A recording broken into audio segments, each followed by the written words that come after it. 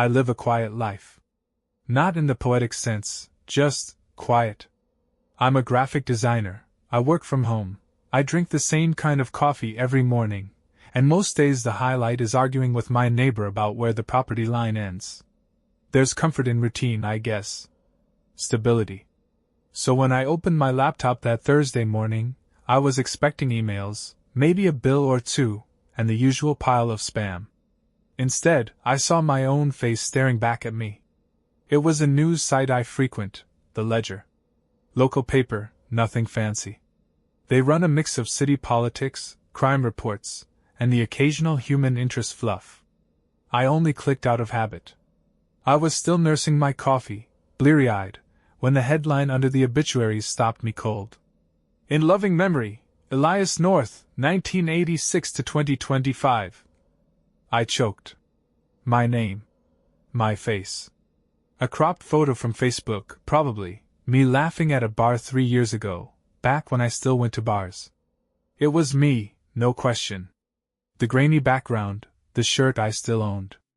Everything. I stared at it, willing it to be a coincidence. A namesake, maybe? But the blurb underneath settled it. Elias North, 39, passed away unexpectedly on Friday, April 4, 2025, survived by no immediate family. He will be remembered for his creativity, quiet demeanor, and the kindness he showed to those around him. Friday, April 4th. That was tomorrow. I scrolled down, scanned the rest of the obit. It wasn't long. Just vague praise and a note about details on memorial services to follow. I kept reading it over and over, like the words might change the more I stared. I clicked the byline, no author listed. I checked the timestamp, uploaded at 3:14 a.m. this morning. No comments. No social shares. It wasn't even on the homepage yet. I sat back in my chair, fingers cold around the coffee mug. My first thought was that it was a mistake. A tech glitch. Some weird automated mix-up. Hell, maybe it was an April Fool's joke that got queued up late. But April Fool's was 3 days ago. And the photo? I'd never uploaded it anywhere publicly. It had been tagged, sure, but buried in an old album. I hadn't spoken to half those people in years. A chill started in my stomach, like something icy and wet had been poured inside me. I shut the laptop and stood up too fast, knocking the chair backward. For a minute, I just stood there in my living room, heart thudding loud enough to hear in my ears, like someone had rung a bell inside my skull. It was just a mistake. A misprint. Had to be. I'd call the paper. Sort it out. Laugh about it later. But then, just as I reached for my phone, it started buzzing in my hand. Unknown number. I hesitated. Answered. A woman's voice, quiet and a little shaky. "I'm so sorry for your loss," she said. He was a good man." I opened my mouth, but nothing came out. Just silence. Sorry," she said quickly. "I didn't mean to, wrong number maybe." Click. I stared at the screen. My name still on the obit behind my eyes. It was 8:13 a.m. And something in me knew the rest of the day was going to get a whole lot worse. The call left me in a fog. I just stood there, phone in hand, trying to piece together the logic, like solving a puzzle with no corners. I finally opened the laptop again, half expecting the obituary to be gone, wiped clean like some weird digital mirage. But no, it was still there. My photo, my name. My death, apparently scheduled for tomorrow. I clicked around the site, digging for contact info. Found the general number for the Ledger's editorial office and hit dial before I could second-guess myself. It rang too long, and I started rehearsing what I'd say. Finally, a voice answered. Young guy, bored tone. "Ledger, this is Noah." "Hi." "Yeah, I'm calling about something in the obituaries. There's been a mistake, I think." A pause. "Okay, can I get the name listed in the notice?" "Elias North." Another pause. Then, "Hold on a second." I heard him tapping keys, probably pulling it up. I paced the room, glancing at the clock. 8:26 a.m. Okay, he said, coming back. Yeah, I see it. Elias North, date of death April 4th. Right. That's me, I said.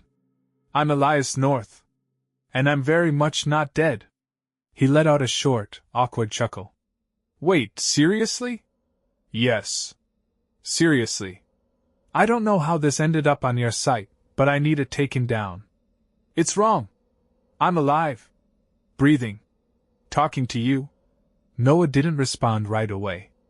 I could hear more typing. That's weird, he finally muttered. There's no submission metadata. Like usually when we get an obit, it's from the funeral home or a family member. They fill out a form, submit proof, there's a whole process. But this one doesn't have any of that. So someone just posted it. Not even that. It's in the system like it was auto-generated. But we don't auto-generate obits. Ever. My hands were cold again. Can you take it down? I mean, yeah, I'll flag it for review, but I can't just delete it myself. That needs editorial approval. I'll escalate it. I took a breath, steadied myself. Can I talk to your editor? He hesitated. Mara won't be in until 10. She handles all obits and memorials. But I'll leave a note on her desk. Fine. I gave him my number, hung up, and stared blankly at the floor for a few minutes. Some part of me was still clinging to rational explanations. A data breach. A malicious prank. Someone with too much time and too much access. But then I opened my wallet, pulled out my driver's license without really knowing why, and something made my skin crawl. The date of birth was right. The name, the address. But there, just beneath the tiny printed photo, something had changed. Under status, where it used to say active, it now read, deceased, April 4th, 25. I dropped the card like it had burned me. I live alone. I don't scare easy. But I swear I heard something move in the hallway behind me. A soft shuffle, too slow to be the fridge, too rhythmic to be the building settling. I turned. Nothing there. But when I looked in the mirror above my coat rack, there was no reflection. Not mine, anyway. Just the hallway. Empty. I didn't scream. I didn't run. I just stood there, heart pounding in my throat, watching that mirror like it might change its mind. No reflection. None. The mirror was clean, no smudge, no fog, nothing that could explain it away. I waved my hand in front of it. Nothing. The hallway remained, reflected perfectly. But me? Gone. I backed away slowly, breath catching in my chest like it didn't want to come out. Then my phone buzzed again. Unknown number. I answered without thinking. There was a pause. Then a man's voice, quiet, kind of distant, like he was speaking through a tunnel. Elias? He asked. Yeah. Who is this? A pause. A soft breath on the line. I just wanted to say goodbye. Click. I stared at the screen, hands shaking. The number was already gone. No trace. I called my friend Paul next. Old roommate, closest thing I have to family. He picked up on the second ring, voice groggy. Eli? He mumbled. Dude, you're calling me? What's going on? I tried to keep my voice even. Have you seen anything weird online about me? An obituary or... Yeah, he said quickly, and my heart clenched. Yeah, I saw it. I thought it was a mistake. Some kind of scam. Are you okay? I sat down, finally. I'm not sure. Someone posted an obituary with my name. My photo. Says I'm dying tomorrow. Paul was quiet for a second. That's seriously messed up. But like, you're fine, right? Not sick or anything? No. Nothing like that. I hesitated. But the photo in the article, it's not something I've shared publicly. And now my ID says I'm dead as of tomorrow. What? Yeah. He cursed softly on the other end. I'd call the cops. And tell them what? That someone posted a fake death notice? That my reflection vanished from the mirror? They'll think I'm having a breakdown. He didn't answer. Then, softly, "You sure you're not?" "Paul. No, I'm not messing with you. But if you're seeing weird stuff, hallucinations, maybe you should talk to someone. A doctor. Stress does weird things to people." I wanted to argue, but part of me wondered the same thing. Then Paul added, "You know, it's strange. I mentioned your name to my boss this morning. He said he was sorry for my loss." "What?" "Yeah. He said he saw the obituary and assumed we were close." I swallowed hard. "Did you tell him I'm alive?" "Of course I did. But he just looked at me like I was joking. Like I couldn't accept it." We sat in silence for a while. "I'll come by," Paul finally said. "Just to check in." "Thanks, man." But before he hung up, I heard him mutter something I wasn't supposed to catch. "I could have sworn I saw your name on that hospital list, too." I didn't ask what he meant. I wasn't sure I wanted to know. It was just past 10 a.m. when the Ledger's editor finally called me back. Her voice was tight. Professional. But there was something in her tone, like she didn't want to be on the line with me at all. "Mr. North, I've reviewed the obituary in question." "Great. Then you know it's a mistake." Another pause. "That's the thing," she said. "It's not in our system anymore." I blinked. "What?" "It's been removed. But not by me. It's like it was never there. No backup. No cache. It's just gone. But I saw it this morning. I have a screenshot. I'd like to see that," she said quietly. "Because right now, it looks like you never existed." I sent her the screenshot. She didn't reply. No confirmation, no "Thanks for your time, no, we'll look into this." Just silence.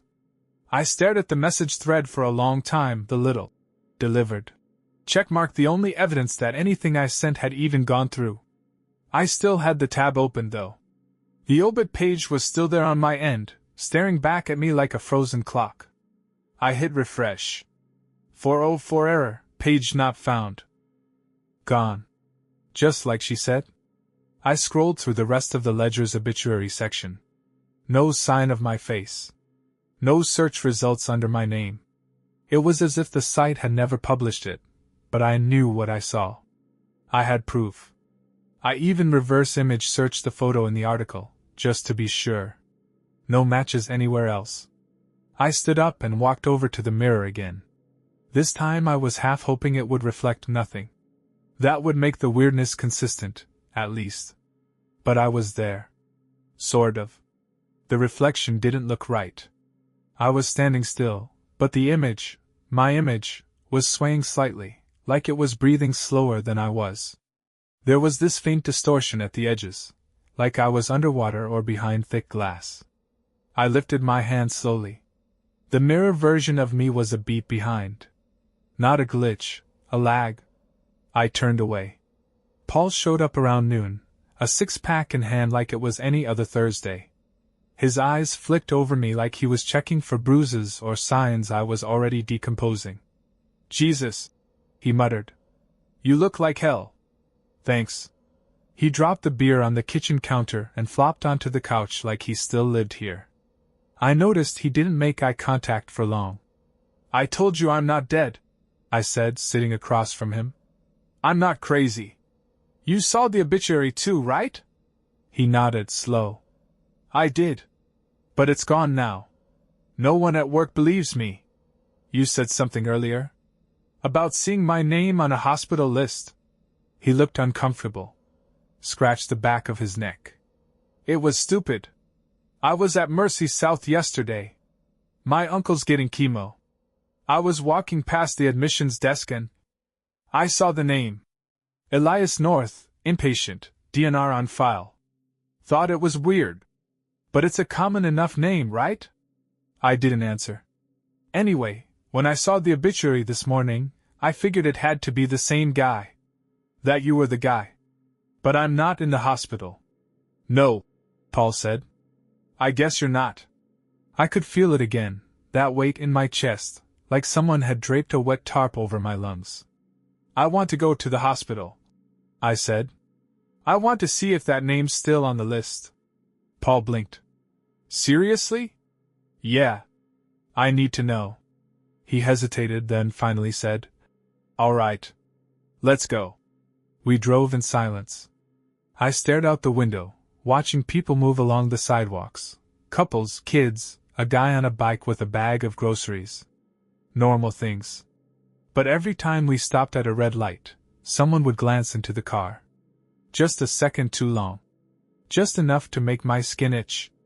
Like they knew. Like they were looking at a ghost. We pulled into the Mercy South lot just after 1. The air smelled like wet pavement and antiseptic. Paul walked with me to the front desk, then hung back while I approached the receptionist, a middle-aged woman with tired eyes and a name tag that read Deborah. Hi, I said, trying to sound casual. I'm trying to check if a patient is admitted here. Name's Elias North. She started typing, frowning at her screen. Then she looked up at me, really looked at me, and the blood drained from her face. Her mouth opened like she was about to speak, but no sound came out. Then she stood up and walked away without a word. Behind the counter, the screen was still visible. I leaned forward. And there it was. North Elias, room 311, DNR, status, expired. I didn't breathe. I didn't blink. And just before the screen dimmed, I caught one last thing in the corner. Time of death, April 4th, 2025, 11:06 a.m. Tomorrow. But the timestamp. I checked my watch. 1:06 p.m. I stepped back from the desk like it had shocked me. My ears were ringing. My vision tunneled. Did you see that? I asked Paul, my voice barely more than a whisper. He looked shaken. Yeah. I saw. She just walked away, I said. Didn't say a word. I don't think she could, he replied. Neither of us moved for a moment. People were coming and going around us, nurses, orderlies, visitors, but nobody looked directly at me. They brushed past like I wasn't even standing there. I felt invisible. Except not invisible. More like skipped over. Like someone had hit fast forward on the movie and left me behind in a still frame. What was the room number?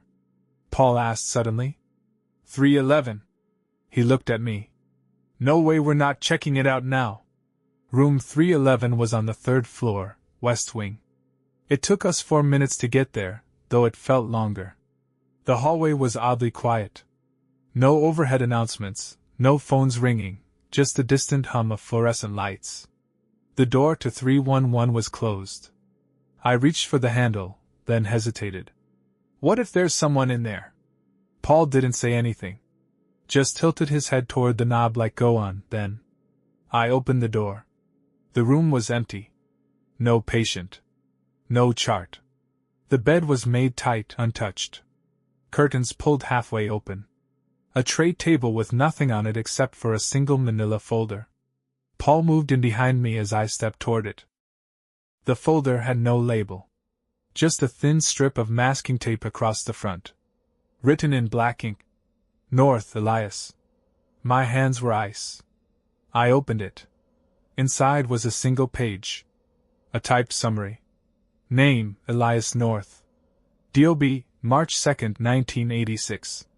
Date of death, April 4th, 2025. Time of death, 11:06 a.m. Cause of death, pending confirmation.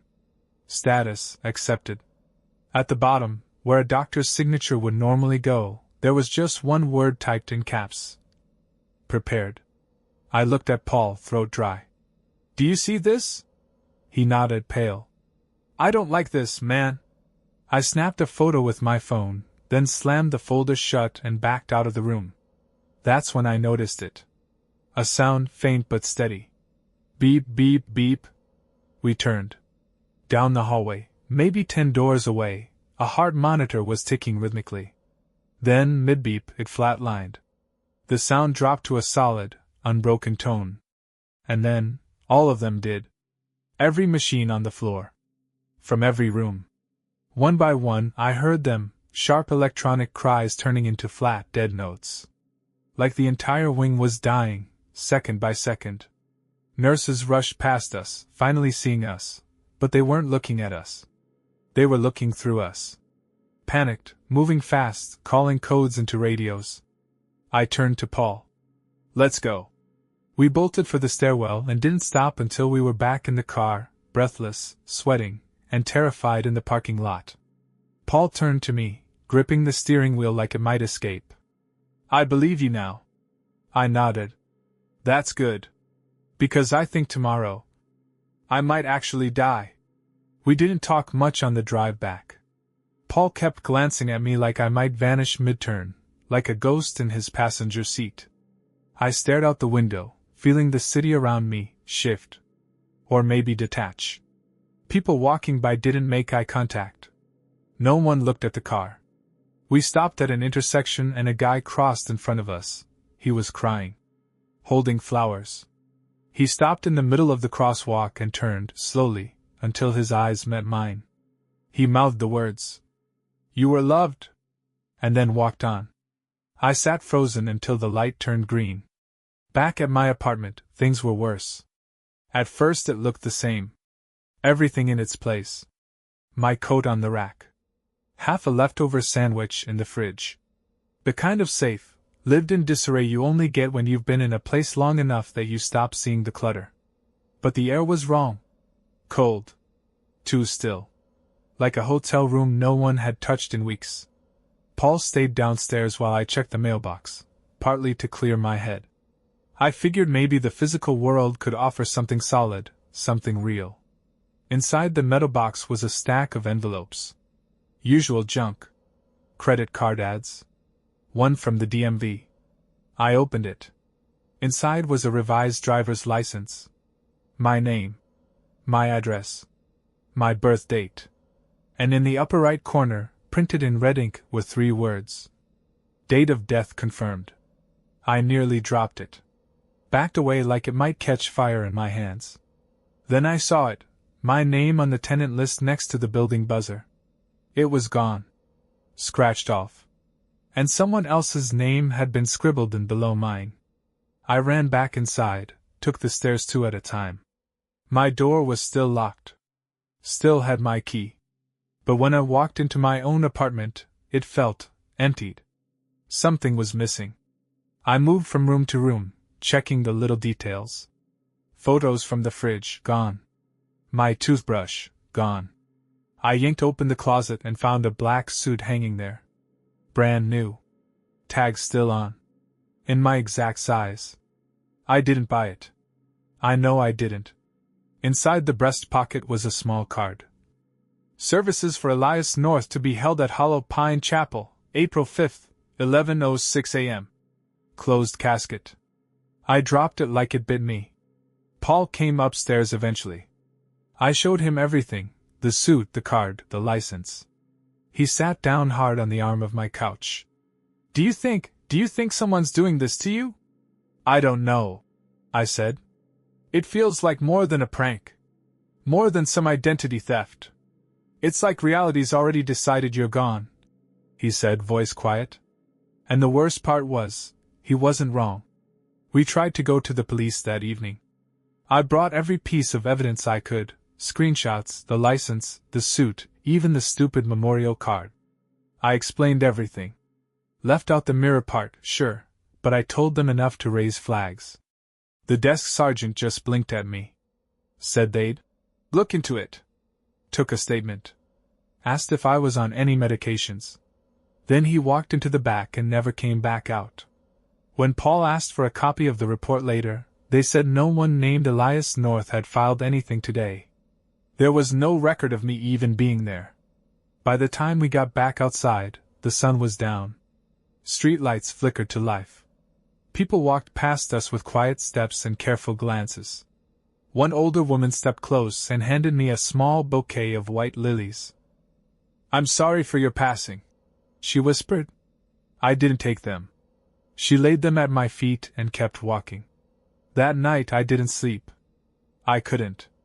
I just sat in the living room, lights off, staring out the window. My building faces a quiet street, the kind where nothing ever happens. But now, every passing car felt like it was slowing down in front of my building. Every shadow under the streetlight seemed to linger too long.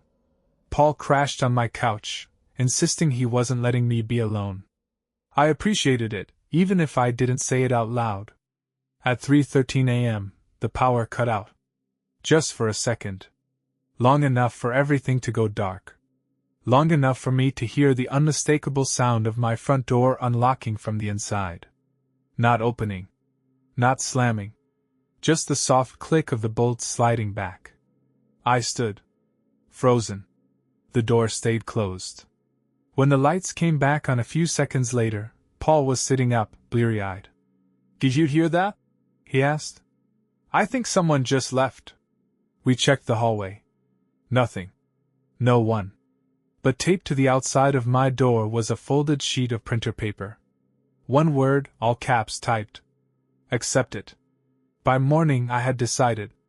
I was going to the funeral. The card said 11:06 a.m., Hollow Pine Chapel. That was barely 5 hours away. I had no idea what I expected to find, but if this thing, whatever it was, wanted me there, fine. I'd show up. I'd rip the veil off. Or maybe I just needed to know who or what was putting nails in my coffin before I'd stopped breathing.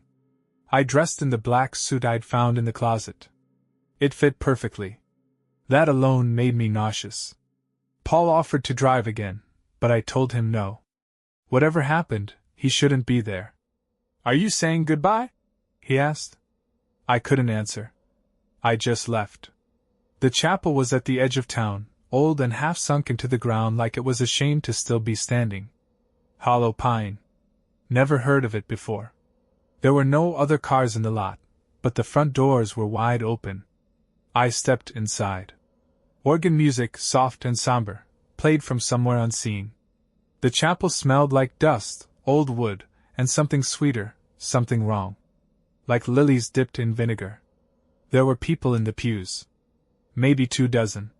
All facing forward. All quiet. I looked at their faces, some I recognized, some I didn't. A teacher from grade school. A barista I used to flirt with. Even my neighbor from across the hall, the one who hated my cat. Not one of them looked at me. Not even as I walked past them. At the front of the chapel was the casket. Closed, just like the card said. And behind it stood a tall man in a black suit. Pale skin. Gray tie. I'd never seen him before, but he felt familiar. Like I had dreamed him once and forgotten the nightmare. He smiled when I met his eyes. "Right on time, Mr. North," he said. The man behind the casket looked more assembled than born. Everything about him was neat to the point of unease, sharply parted hair, a spotless suit that didn't wrinkle when he moved, skin the color of wet plaster. He motioned to the casket. "We were worried you might not attend your own farewell." "I'm not dead," I said, and even as I said it, it felt uncertain. "Weak." He smiled wider. Not kindly. "That's what most say. But death doesn't begin when the heart stops. It begins the moment the world lets go of you." He tilted his head slightly. "You've noticed, haven't you? The slow unspooling. The vanishing." I said nothing. "People mourn what's already gone, Elias." I looked out at the pews again. They still weren't looking at me. Not even blinking. Just sitting there like props in a scene that didn't need them to move anymore. "Who are you?" I asked. He tapped the casket lightly, affectionately. "Think of me as the usher. I don't choose the time. I just make sure the seat is ready." I felt something stir inside me then, a cold pressure in my chest, like a weight settling on my ribs. "This is a joke," I said. "A setup. Someone's messing with me. A hacker. Some elaborate prank. I'm not dying. I feel fine." He stepped closer, his shoes whispering against the chapel floor. "Oh, you're not dying anymore, Elias," he said, voice low. "You're rehearsing it." My breath caught. He reached out slowly and placed a single, pale hand on the closed casket lid. "Would you like to see?" I didn't want to. But I nodded. He lifted the lid with both hands. Quietly. like unveiling something sacred. Inside the casket was me. Eyes closed. Hands folded. Lips slightly parted like I'd just finished saying something I regretted. It was exactly me, but wrong. Too still. The skin was a waxy, pale imitation. Like the world had tried to remember what I looked like and got most of it right, but not all. And then its eyes opened. Mine. Dead me looked at me. And smiled. I stumbled back from the casket so fast I knocked over a chair. The sound echoed through the chapel like a gunshot, but none of the mourners flinched. They just sat, silent, still, with their backs to me, like puppets waiting for a string to be pulled. The man in the gray tie didn't move either. He just kept one hand on the casket and watched me. "It's important to face it," he said. "Most don't get the chance to meet the end on such intimate terms." The thing in the coffin, me, didn't move again.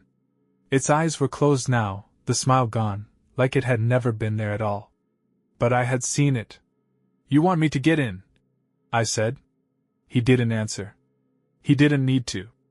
I looked down at the suit I was wearing, the one that had appeared in my closet. The perfect fit. The tags. The fabric still crisp. A burial suit. "Is this a choice?" I asked. He hesitated for the first time. A flicker of something behind the mask of calm. "Every choice has already been made," he said.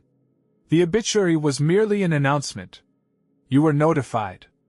I pulled the phone from my pocket and opened the screenshot again, the original obituary, with my face and the date. But now, the image wouldn't load. The text was gone. Just a blank white screen. "Then why am I still here?" I whispered. "Because you came," he said. I looked back at the mourners one last time. Their faces were still turned forward, but now, I realized, I could see through some of them. They were fading. Already gone. Or maybe never real to begin with. My knees buckled. I sat down in the front pew, suddenly exhausted.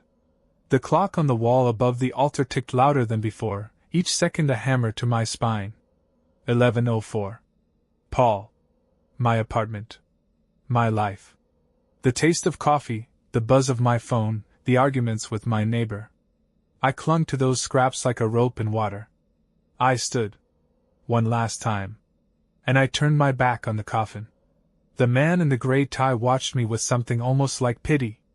"Where will you go?" he asked softly. "I don't know," I said. "But not there." "Not yet." He didn't stop me. Just nodded once. I walked out of the chapel and into the light. The sky was bright and sharp, like it had been scrubbed too clean. The lot was still empty. The wind didn't move. But I was breathing. I got in my car. I drove. At exactly 11:06 a.m., my phone buzzed. A notification. Obituary update. Elias North, status missing. Presumed dead. It's been 3 days. No one looks at me on the street. My credit cards don't work. My reflection only shows when I'm not paying attention. But I wake up. I breathe. I move. I don't know what I am now. Not alive, not gone. Just skipped. Maybe this is what it means to outrun your own ending. Maybe I miss my death the way someone misses a train, just barely. But the world's still moving without me. I'm not in it anymore. Just watching. The obituary hasn't updated again. Not yet. But sometimes, when I walk past someone on the sidewalk, I hear them whisper under their breath, "He's still here." And I wonder how long before even that stops.